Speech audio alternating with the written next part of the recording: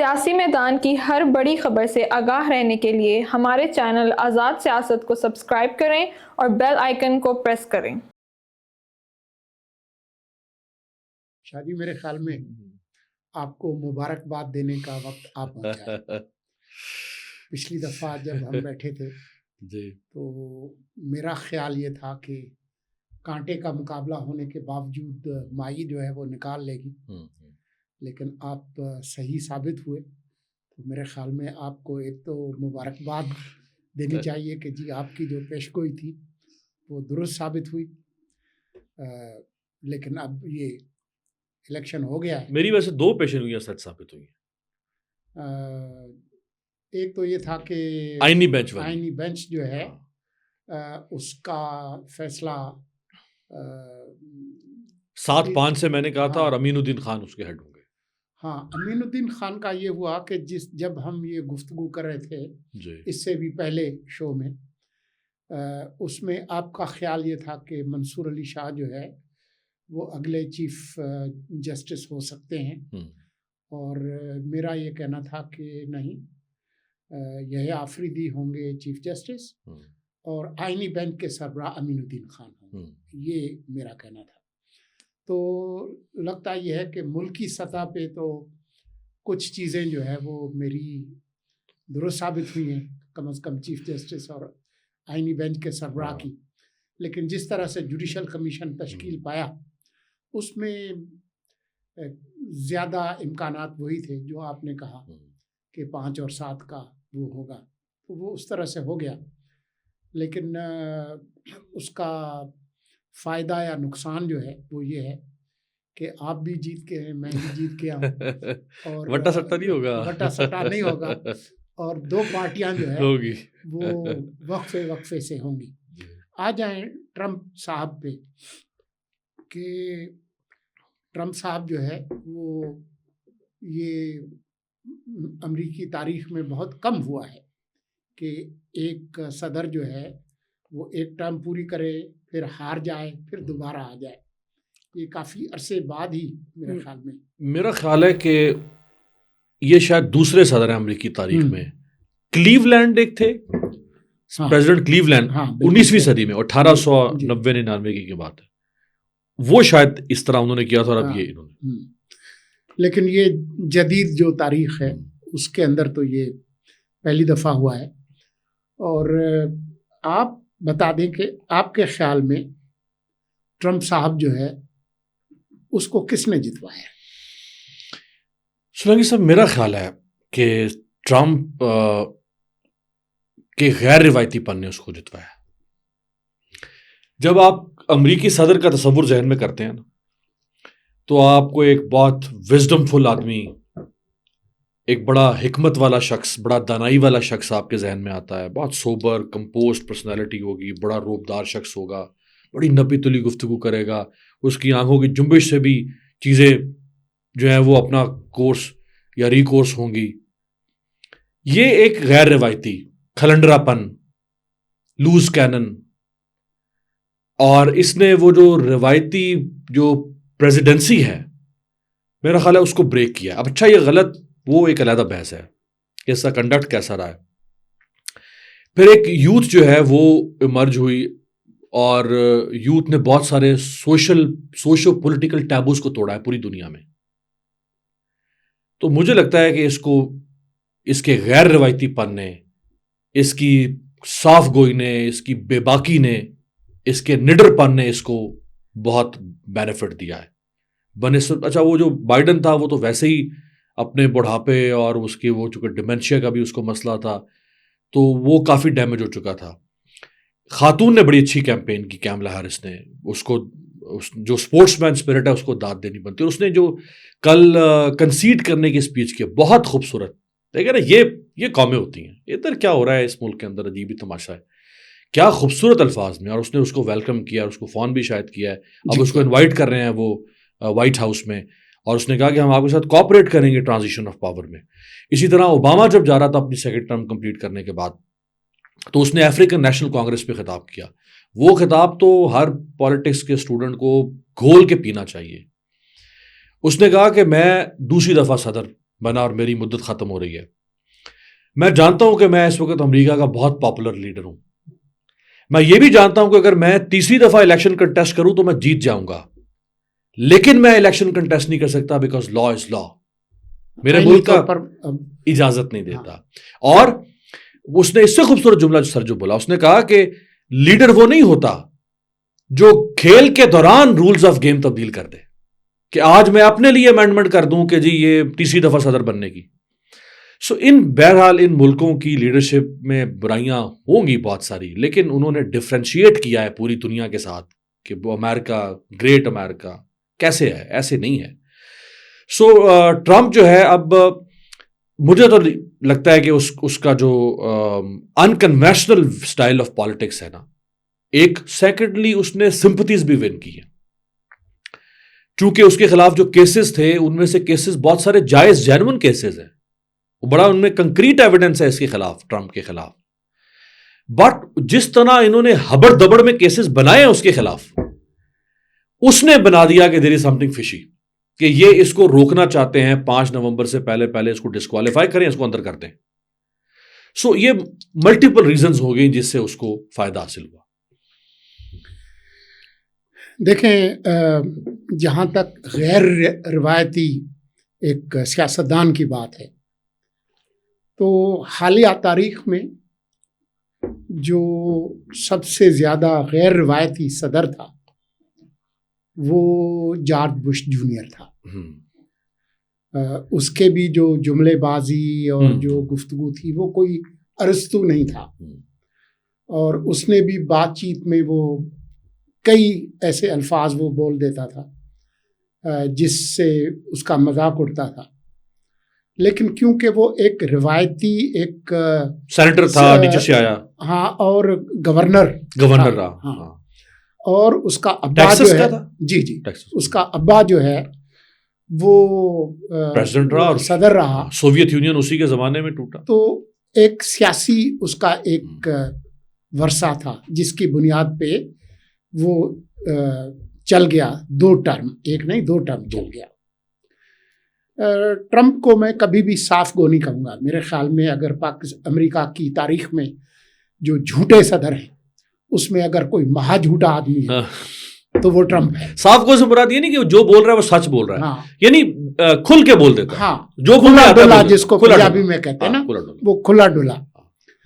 تو یہ اس حد تک تو بات درست ہے, لیکن میں سمجھتا ہوں کہ جو ٹرمپ کی جو مہم ہے اس کو بہت سائنسی طریقے سے دیکھنا چاہیے کہ ایک بندہ جو کہ 6 جنوری والے واقعے میں نکلا اور بہت سارے پنڈت سمجھ رہے تھے کہ اب تو اس کا کھیل ختم ہوا, اور اتنے کیسز اور اتنے اسکینڈلز کے باوجود جیت گیا.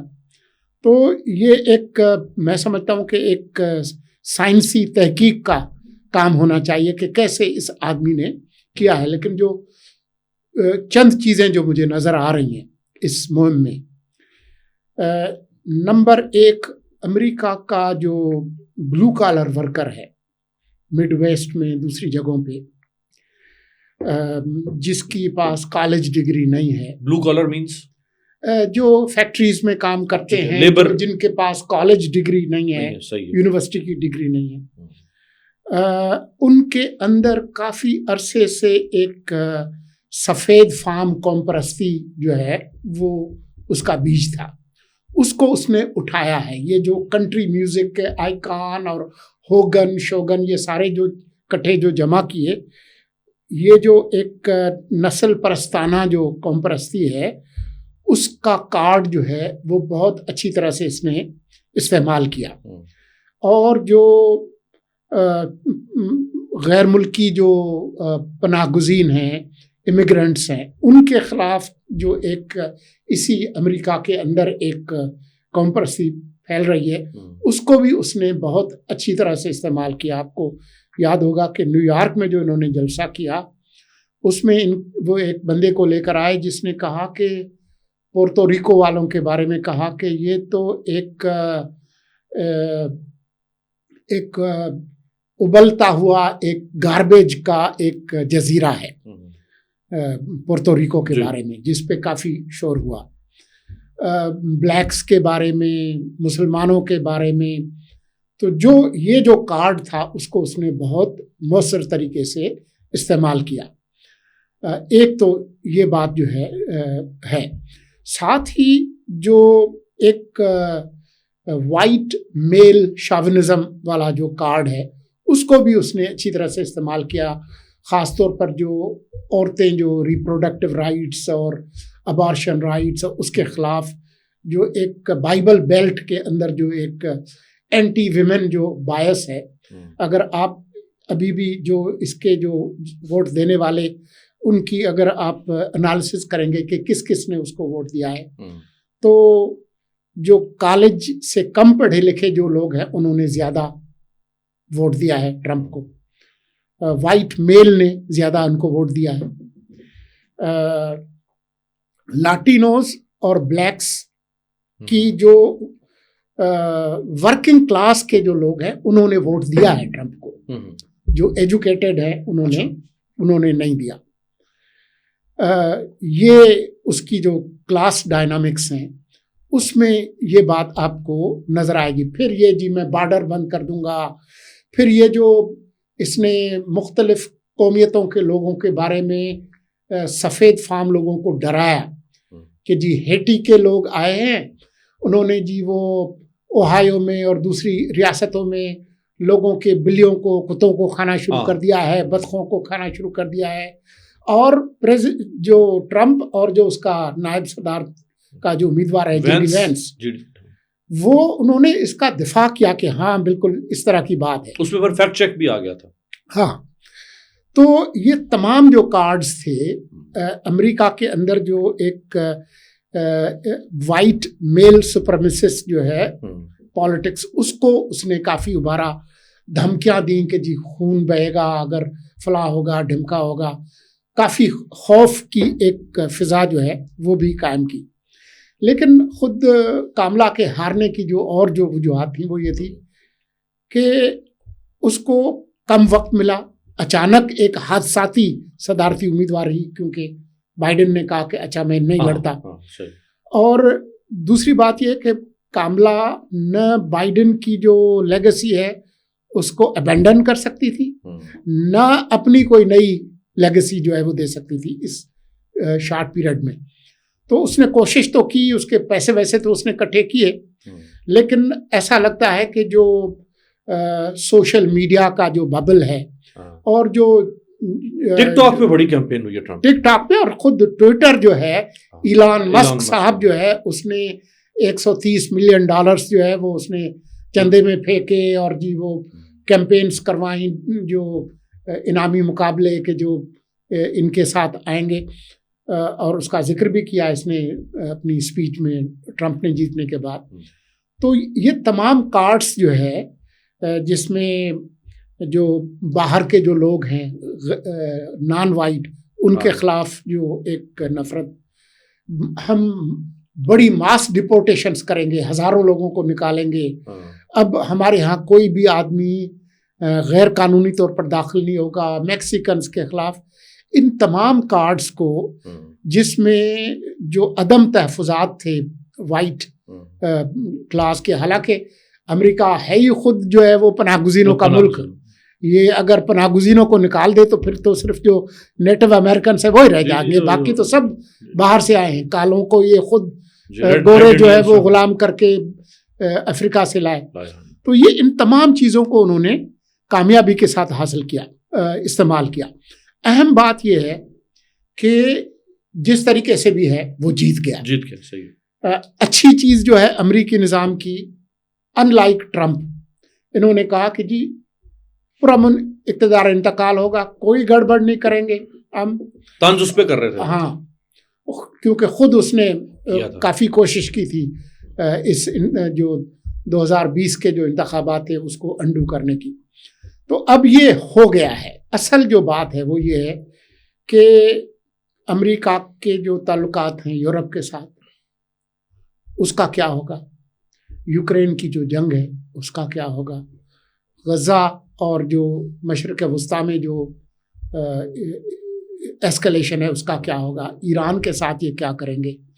چین کے ساتھ کیا کریں گے، روس کے ساتھ کیا کریں گے، چین کے خلاف جو انڈو پیسفک ان کا جو اتحاد ہے اس کا کیا بنے گا، انڈیا جو ہے اس کے ساتھ تعلقات کیسے ہوں گے. خاص طور پر جو ریٹورک ہے اس کا ٹرمپ کا کہ اینٹی امیگریشن ٹیرف جو ہے، وہ کیمپین کے دوران کہا اس نے کہ انڈیا ایک ابیوزر ہے اپنی جو پروڈکٹس ہیں ان کو ڈمپ کرنے میں.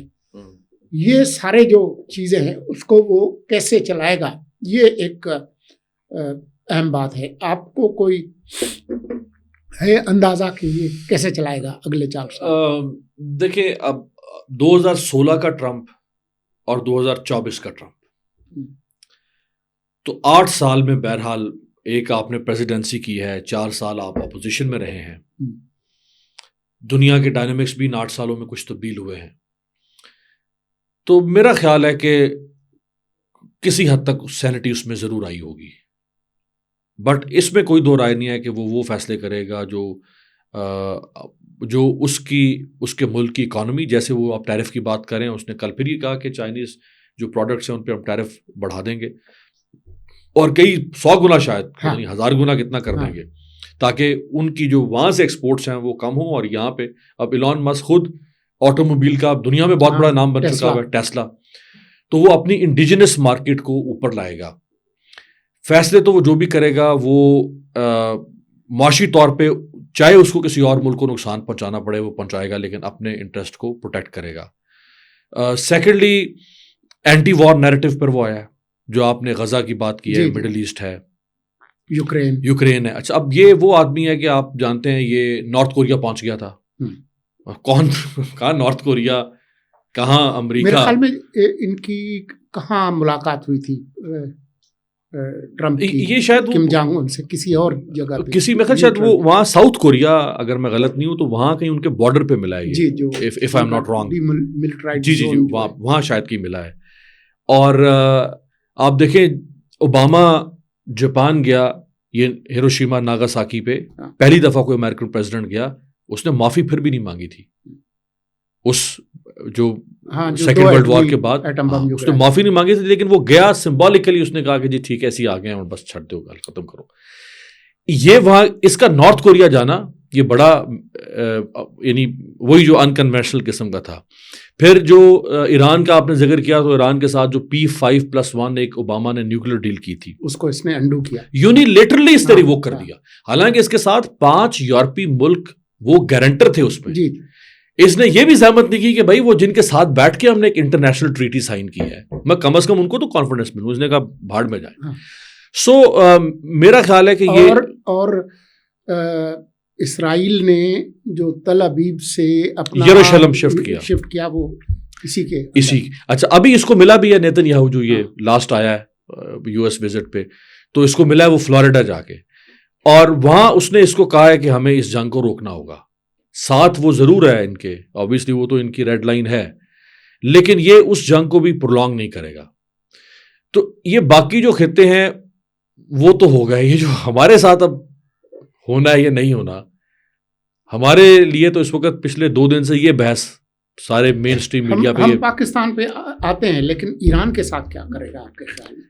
ایران کے ساتھ اسرائیل کا جو اصل جو پھڈا ہے اس ریجن میں وہ تو ایران کے ساتھ ہے. اور اس نے یہ کہا تھا اپنی الیکشن مہم کے دوران کہ اسرائیل کو چاہیے کہ وہ ایران کی ایٹمی تنصیبات پر حملہ کرے.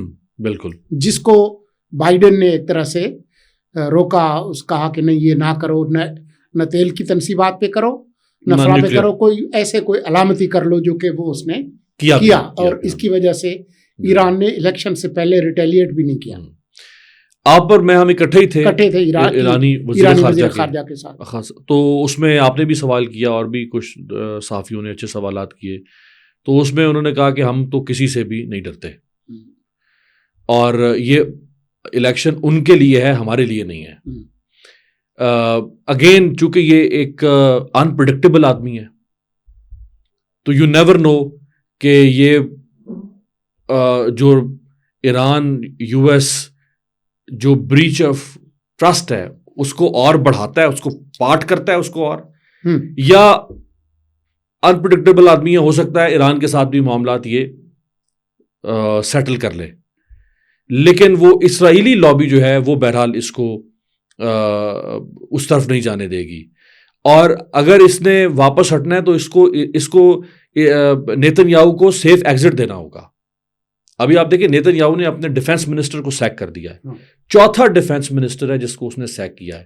اس سیک کرنے کے خلاف 40,000 لوگ اسرائیل کی سڑکوں پر نکل آئے کہ تم نے اس کو کیوں سیک کیا ہے، چونکہ وہ نیتن یاہو کی وار مانگرنگ کے خلاف تھا.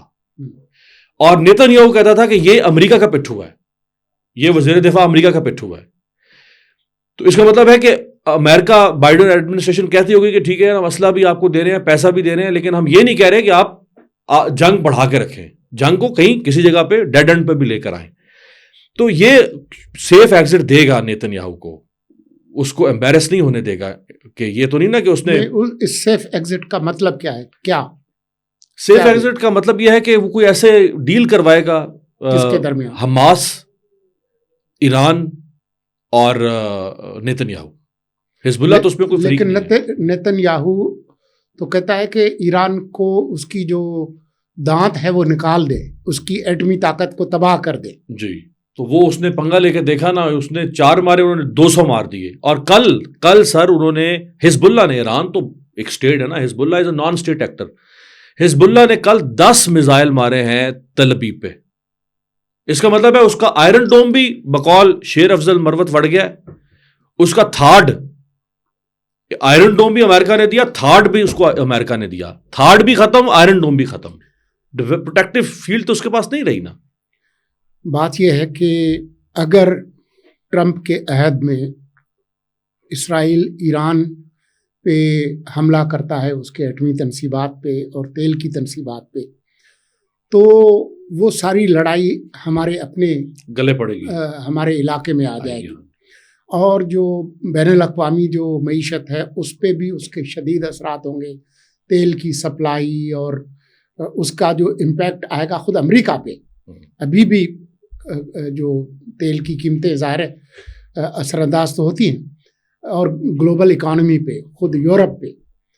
تو مجھے نہیں پتا کہ ہم ایک بہت ہی ایک ایسے علاقے میں داخل ہو رہے ہیں جس میں بہت ساری چیزیں نامعلوم ہیں. لیکن جیسے یوکرین کی جنگ ہے، اگر یوکرین کو جو بھی امریکی سپورٹ ہے وہ وڈرا کرتے ہیں، تو اس کا مطلب ہے کہ آپ یوکرین کو مجبور کریں گے کہ آپ روسی ٹرمز پہ جو ہے وہ جنگ بند کریں. اگر ایسا کرتے ہیں تو جو یورپی ممالک ہیں وہ پہلے ہی اپنے آپ کو غیر محفوظ تصور کر رہے ہیں. ادھر سے ٹرمپ کا یہ کہنا کہ جی آپ نے نیٹو میں اور پیسے بڑھائیں، نہیں تو جو ہے وہ میں الگ کر لوں گا اپنے آپ کو. تو یورپ پہ بھی اس کے جو اثرات ہیں، یورپ اور امریکہ کا جو اتحاد ہے اس پہ بہت سنگین اس کے اثرات پڑنے والے ہیں. ایسی صورت میں پھر یورپ جو ہے وہ چین اور روس کے ساتھ ایک نئے طرح کے تعلقات جو ہے وہ بنائے گا. لیکن یہ تو بہت ساری ایسی باتیں ہیں جو کہ ہمارے جو ناظرین ہیں ان کے لیے شاید کوئی اتنی دلچسپی کی نہ ہو. ان کو تو اس سے دلچسپی ہے کہ وہ ہمارے جو دوست ہیں زلفی بخاری، وہ کہتے ہیں چاچا ٹرمپ آئے گا اور عمران کو نکالے گا. یہ بتائیں کہ جو نئی ٹرمپ انتظامیہ ہے، ابھی تو بخاری نے کہا کہ میں جا رہا ہوں ملنے کے لیے ان کے جو یار غار ہیں جیرڈ کوشنر، جو ان کے داماد ہیں جو یہودی ہیں، وہ ان سے ملیں گے اور جی وہ کہیں گے کہ جی آپ دباؤ ڈالیں. آپ کو لگتا ہے امریکہ کا کوئی انڈر ٹرمپ ایڈمنسٹریشن مفاد ہوگا کہ یہاں پر کوئی دباؤ ڈالے؟ دیکھیں، ایک ہے مفاد اور ایک ہے قومی مفاد، جی، ایک ہے شخصی پریشر یا انٹرسٹ. امریکہ کا بطور ملک تو کوئی مفاد نہیں ہے. اب اس ملک میں اچھا ہو، بھلا ہو، برا ہو، بھاڑ میں جائے، ان کو کوئی انٹرسٹ نہیں ہے سر دست.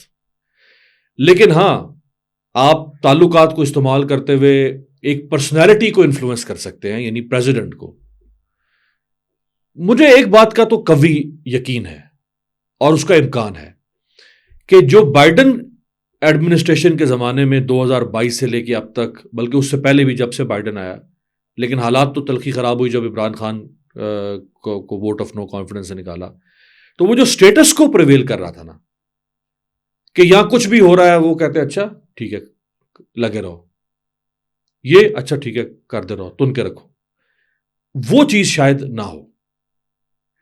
اور اب سنی انسنی نہیں جائے گی.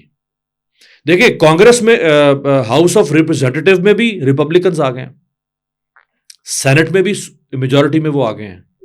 کیا ہاؤس آف ریپرزینٹیٹیوز میں انہوں نے اکثریت حاصل کر لی ہے 218 جو جی ووٹ ہے؟ کیونکہ میں ابھی تھوڑی دیر پہلے تک جو میں نے دیکھا تھا کہ وہ, لیکن اس کے امکانات تو ہیں, امکانات ادھر ہو گیا ہے سینٹ میں ہو جی گیا. سینٹ میں ہو گیا, ادھر بھی کل تک آ رہا تھا. اچھا ہمارا میڈیا اور بی بی سی وغیرہ, جیسے کل بی بی سی کہہ رہا تھا کہ 223 ووٹس ہیں کیملا ہیرس کے, ہمارا میڈیا چلا رہا تھا 226 ہے. لیکن وہ تو اب 296 الیکٹورل ووٹس تک وہ چلا گیا. ہاں جی. سو یہ کچھ 2-4 نمبر کا فرق جو ہے نا, یہ مختلف جو سورسز ہیں ان میں جو اس کو ووٹ چاہیے تھے اس سے تو بہت زیادہ اس نے لے چکا ہے. سو دیکھیں نیچے بھی وہ ہے, اوپر بھی وہ ہے, پریزیڈنسی میں تعلقات بھی اس کے ہیں. بائیڈن ایڈمنسٹریشن جو کہ اسپائن لیس تھی, جو کچھ بھی پاکستان میں ہو رہا تھا اسپائن لیس تھی, انہوں نے کوئی اس میں کسی قسم کی کوئی انٹرفیئرنس پریشر کچھ نہیں ڈالا. اگر اس کے ناک تلے پاکستانی ڈائسپورا اتنا ایکٹیو رہا کہ انہوں نے کانگریس مین کانگریس وومن سے اسٹیٹمنٹس بھی دلوائیں, video statements, doctor Asif Mahmood نام ہے شاید جی انہوں نے, اور 60 اراکین کانگریس سے انہوں نے خط بھی لکھوا لیا, انہوں نے ڈونلڈ لو کی ہیئرنگ کے تک کروا دی, ہو گئی. ٹھیک ہے. جب آپ کا مخالف اوپر بیٹھا ہوا ہے جس سے دو بدو آپ کی لڑائی ہے, اور آپ اس کے نیچے اتنی اچیومنٹس کر رہے ہیں ریگارڈلیس کہ ان میں کامیابی کتنی ہوتی ہے نا, آپ جدوجہدی کرتے ہیں نا, جب آپ کے موافق شخص اوپر آ کے بیٹھ جائے گا تو یہ جو نیچے ایفرٹس ہیں یہ آبویسلی ایمپلیفائی ہوں گی, ملٹی پلائی ہوں گی. ایسا نہیں ہو سکتا. اور پھر جو ہم سننے میں آ رہا ہے, جو وہاں پہ کچھ دوستوں سے پوچھا ہے کہ پاکستانی جو اچھے خاصے جو بلینئر بزنس مین ہیں انہوں نے شاید فنڈنگ بھی کی ہے اس کو. شہباز گل صاحب نے کل ایک ٹویٹ کی ہوئی تھی کہ 3 لوگ ہمارے فلوریڈا میں جو ٹرمپ کا اسٹیٹ ہے وہاں جا کے اس کو ملے ہیں, انہوں نے اس کے ساتھ ڈنر کیا ہے, اور اس میں عمران خان کے متعلق اور پاکستان کے متعلق ہیومن رائٹس فلاں فلاں یہ باتیں ہوئی ہیں. تو ایسا نہیں ہے کہ وہ بالکل اسی طرح سے بیٹھ جائے گا جیسے جو بائیڈن بیٹھا ہوا تھا. اس نے تو بالکل کوئی اسٹیٹمنٹ ہی نہیں آئی نا, کوئی جو بائیڈن کو تو لا تعلق ہو چکا ہوا تھا کہ پتہ نہیں پاکستان نام کا کوئی ملک بھی ہے یا نہیں ہے جہاں وہ ڈیموکریسی. اچھا آج یونائٹڈ نیشنز کی human rights committee, UN human rights committee آج پریس کانفرنس کر رہی ہے پاکستان کی ہیومن رائٹس وائلیشنز کے اوپر, اور بڑی سخت پریس کانفرنس کرنے جا رہی ہے.